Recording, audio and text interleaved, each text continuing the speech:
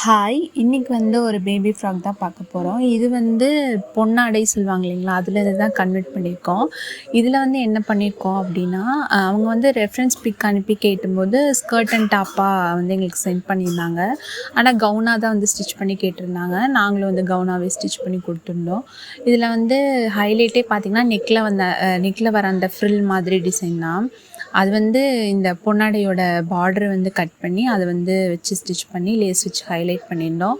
அப்புறம் பேக்கில் ஹூக் வச்சு அட்டாச் பண்ணிவிட்டு பேக்கில் ஒரு பவ் வச்சுருந்தோம்.